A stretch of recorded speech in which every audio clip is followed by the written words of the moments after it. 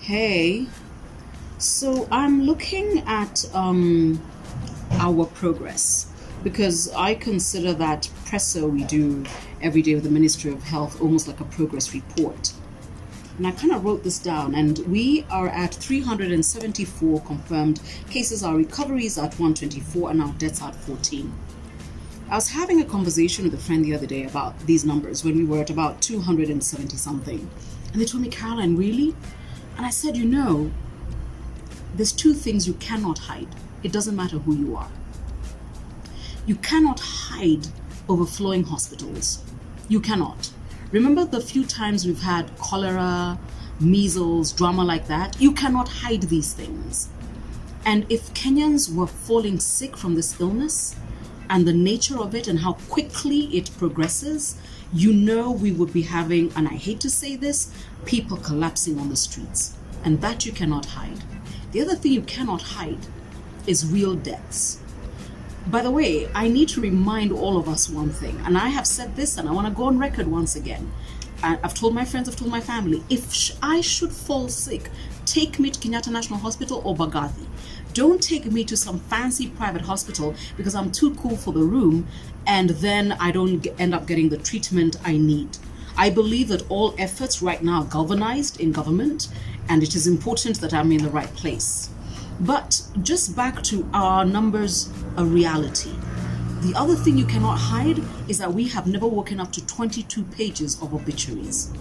Our deaths, even as a nation, have not exponentially gone through the roof. Okay, and those are things you cannot hide, which means we need to look at ourselves and look at each other and say, you know what, well done you. Well done, fellow Kenyan, because you've done your part to ensure that we're not waking up to the sort of, I still look at CNN like this. I'm like, Dickwen, I don't want to look. But that's not us. But for the grace of God, there to go us. Okay? So, given that this is our reality, I need to go rapidly into my next conversation.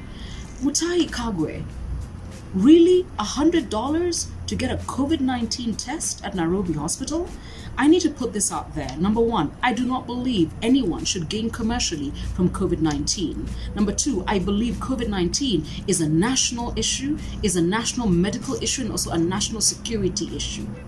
That means the administration of COVID-19 until such a time when we can be trusted not to try and gain from it should be purely in the hands of government. If Senegal has figured out how to do it for $1 and is testing every person imaginable, we should be doing the same. To try and to allow any institution, I don't care how well equipped that institution is medically, to begin to benefit commercially as we also attempt to open business is literally staring the great abyss in the eye and saying we're about to jump. These numbers, 374, add 3 zeros. I swear, I do not believe we should be at any point allowing anybody that is not government, that does not view COVID-19 as a massive security issue and a national issue to be administering this COVID-19 test at all. I don't care who can afford it. Which brings me to the other thing. So we're opening certain parts of business, whether that is supermarkets, restaurants, bars, whatever it is. The hospitality industry wants to get back. Because, by the way, I'm one of those, somebody asked me, why restaurants? Because the chain reaction and the supply chain for the hospitality industry, it touches on everything. Food, it just touches on a lot. And I remember this from the madness we suffered in 2007, 2008. The hospitality industry got hit, and with it are a lot of other people. But that aside, so let me go back to my video from yesterday and say that we are going to have, CJ's Java Art Cafe. And they decide we'll have 3 people in the kitchen, 7 people waiting, cleaning tables, 10 people. At $100 is 100,000 shillings. Who's paying for that? These people go home at the end of their shift at 4 p.m. or 3 p.m., whatever it is. So tomorrow morning, are they still negative? We've got to have a plan. We've got to think this thing through backwards and forwards. Oh, and by the way, Mutai, I meant to say, at $100 a test, your brothers and mine, they're in River Road right now printing certificates for 1,000 shillings. These numbers, 374, please add 3 zeros. If we go down this path, we're in trouble. I'd rather we wait. What have we got to lose? What have we got to lose by doing this right? You're the one who told us, if we treat this disease normally, it will treat us abnormally. I'm paraphrasing, but that's what you said. Why are we acting like it's okay for anyone to commercialize COVID-19 right now? In 6 months, fine. If Caroline wants actually to have an antibody test and she's willing to pay 20,000 shillings for it, let her have it. But right now, in Kenya, no. No. Let's not do this. Let's speak to Senegal if we have to.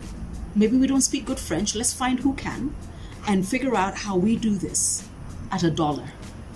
And how we ensure that is something that the Makanga, the Boda rider, everybody can do and must do. And because it's $1, you can have it done every 5 days. Let me end this video the way I started it.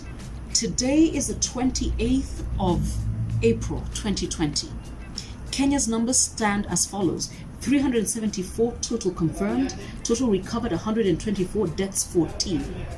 Are there some other deaths somewhere else that did not happen within a government institution that could probably put that number at about, I don't know, 25, maybe 30? Yes. But the reason we are where we are is that, number one, as a people, we've done really well. As Ministry of Health, you've done really well. Why do you want to literally light a match to all that by playing games? We need a plan. We need a plan, and a plan that is sustainable, a plan that can actually be built on, and as people like to say, can then be escalated. But we cannot do this at $100 a test, because our friends on River Road will print certificates for 1,000 shillings, and people will buy them, and people will infect other people, and people will die. And we will look back to this particular day, this day, when we were at 374, and realize that overnight, remember, the present is the past. Everything we're seeing today is everything we did last week, the week before, the week before that, the week before that. We will look back to this day and wonder how we got to treble digits, to quadruples, to 6 figures. Tomorrow is now. Everything we do today ensures that these numbers don't grow. They grow by 9, 7, 5, never by the hundreds. And when you're charging $100 for a test, and you're asked in private sector to open businesses, and private sector is hemorrhaging, you're creating a loophole for madness. Stop this. Stop it immediately. COVID is a national issue, and it's a national security issue. Because by the time our numbers go from 374 and then become 3740, 374000, that's when we realize we lost it at this point. We cannot gain financially from COVID-19. Out of the question. Out of the question, and not in this country. I'm a Kenyan. I know how we are. Stay safe. Stay cautiously optimistic, because that's what I'm doing. And stay grounded until we figure this thing out. And it's here with us for another 18 months. 18 months is almost 2 years. Who are we kidding that we can rush this? Mutai, you said, if we try to deal with this thing normally, it will treat us abnormally. Let's not do abnormal.